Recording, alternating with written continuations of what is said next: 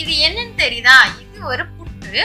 வித்தியாசமான பொருள்ல வித்தியாசமா செஞ்ச ஒரு புட்டு தான். இது எப்படி செய்யலாம்னு பார்க்கலாம். My style my cooking. வாங்க வீடியோக்குள்ள போலாம். இது என்னன்னு தெரியுதா?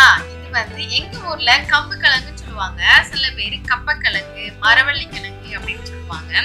அதை நம்ம நல்லா தோல் எல்லாத்தையும் நம்ம எடுத்து ரிமூவ் பண்ணி எடுத்துட்டு நம்ம வந்து இதை வந்து சீவ போகிறோம். ஃபர்ஸ்ட் வந்து தோல் எல்லாத்தையும் நம்ம வந்து ரிமூவ் பண்ணிடலாம். இது வந்து ரொம்பலாம் கஷ்டமே கிடையாது. ஒரு இது நம்ம லேசா வெட்டினாலே அப்படியே உறிஞ்சு அழகா வந்துடும். சின்ன பிள்ளைல நாங்களாம் என்ன பண்ணுவோம்னா, இது எங்க அம்மா ஊற்றும் போது அப்படியே உட்காந்து சும்மாவே திப்போம். இது சும்மாவே சாப்பிட்றதுக்கு அவ்வளோ டேஸ்டாவே இருக்கும். இப்போ வந்து இதை நல்லா சீவிடலாம். நார்மலா நாங்க எப்படி வந்து இது செய்வோம் அப்படின்னா, இதை வெட்டிட்டு அவிச்சிட்டு அதை தாளிச்சு எங்களுக்கு கொடுத்துருக்காங்க. இந்த மாதிரி நான் சாப்பிட்டது கிடையாது. இது ஒரு டிஃப்ரெண்டா நம்ம வந்து பண்ணலாம். கேரளாலாம் எப்படி பண்ணுவாங்க அப்படின்னா வந்து இது கூட அரிசி மாவுலாம் சேர்த்து பண்ணுவாங்க. நம்ம இன்னைக்கு அப்படிலாம் பண்ண போறது ரொம்ப சிம்பிளா தான் பண்ண போறோம். நார்மலா ஒரு இட்லி பாத்திரத்தை எடுத்துட்டு அந்த இட்லி தட்டுல எண்ணெய் தடவிட்டு நம்ம அப்படியே நம்ம சீவி வச்சிருக்கிற அந்த கம்பு கிழங்கை வந்து நம்ம வந்து வச்சிடலாம். வச்சுட்டு நம்ம வந்து அவிக்க போறோம். இட்லிக்கு அவிறதுக்கு எவ்வளோ டைம் எடுக்குமோ அவ்வளோ டைம் தான் வந்து இது எடுக்க போகுது. அதனால ரொம்ப நேரம் ஆகும் அப்படின்னு நீங்க நினைக்க வேண்டாம். ஃபர்ஸ்ட் டைம் நான் வந்து பண்ணும்போது அப்படி யோசித்தேன். ஐயோ கம்பு கிழங்கு அது எப்படி இது இவ்வளோ சீக்கிரமா அவியும் அப்படின்னு நினைச்சேன். ஆனா ரொம்பவே சூப்பரா அவிஞ்சிடும். அவ்வளோ கம்மியான டைம்லயே அவிஞ்சிடும். நம்ம வந்து ரொம்பவே இது பண்ண வேண்டாம். இப்ப நல்லாவே வெந்துட்டுது. இப்ப நம்ம இதை தனியா வச்சிடலாம். இப்போ ஒரு பாத்திரத்தை எடுத்துட்டு அதை நம்ம வந்து எண்ணெய் ஊற்றிக்கலாம். நீங்க தேங்காய் எண்ணெயோ நல்லெண்ணெயோ சேர்த்துக்கலாம். நான் நல்லெண்ணெய் சேர்த்துக்கேன்.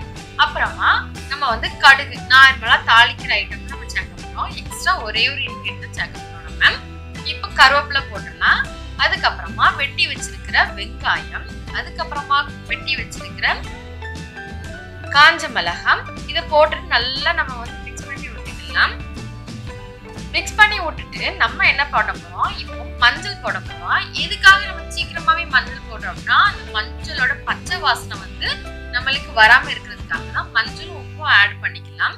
இப்போ வந்து தேங்காய் கடைசியா தேங்காய் போட்டுக்கலாம். தேங்காய் போட்டு நம்ம ரொம்ப நேரம் வந்து நம்ம வதக்கணும்னு அவசியமே கிடையாது.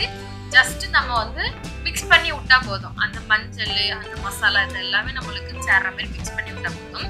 மிக்ஸ் ஆனதுக்கு அப்புறமா நம்ம வந்து வச்சிருக்கிற வச்சிருக்கிற அந்த கம்பு கிழங்கு போட்டு நம்ம நல்லா மிக்ஸ் பண்ண போறோம். இது கொஞ்சம் நம்மளுக்கு பசன்னு தான் இருக்கும். நம்ம வந்து அரிசி மாவுலாம் போட்டு பண்ணோம்னா இந்த அளவுக்கு நம்மளுக்கு வந்து இருக்காது. இன்னுமே கொஞ்சம் நல்லா இருக்கும். நான் வந்து கொஞ்சம் சீக்கிரமா சிம்பிளா நம்ம வந்து ரொம்ப டைம் எடுக்காம பண்றதுக்காக தான் நான் வந்து இப்படி பண்ணியிருக்கேன். நிறைய பேருக்கு அரிசி மாவு வந்து கொஞ்சம் பிடிக்காது அப்படிங்கிறதுனால, எனக்கு அது கொஞ்சம் பிடிக்காது அப்படிங்கிறதுனால நான் இந்த மாதிரி பண்ணியிருக்கேன். நீங்களும் கண்டிப்பா வந்து ட்ரை பண்ணி பாருங்க. ட்ரை பண்ணி பார்த்துட்டு எப்படி இருக்குன்னு சொல்லுங்க. ஈவினிங்க்கு வந்து ஸ்நாக்ஸா சாப்பிட்டீங்கன்னா அவ்வளோ சூப்பரா இருக்கும். ஸ்கூல் போயிட்டு வந்தோம், காலேஜ் போயிட்டு வந்தோம், நம்ம அம்மா செஞ்சு கொடுக்கும்போது அவ்வளோ சூப்பரா இருக்கும். இது கூட நம்ம வந்து ஒரு டீ குடிக்கும்போது எப்படி இருக்கும் தெரியுமா? ஐயோ இப்போ பார்க்கும் போதே அப்படி எனக்கே வந்து நான் அந்த அளவுக்கு அதோட டேஸ்ட் வந்து இருக்கும். நீங்க கண்டிப்பா வந்து ட்ரை பண்ணி பாருங்க. ஒரு ஸ்பூன் கம்பு கிழங்கு, ஒரு சிப் டீ குடிச்சு பாருங்க. நீங்க மெய் மறந்து உட்கார்ந்துருவீங்க. Thank you for watching. Be happy, be healthy. Bye.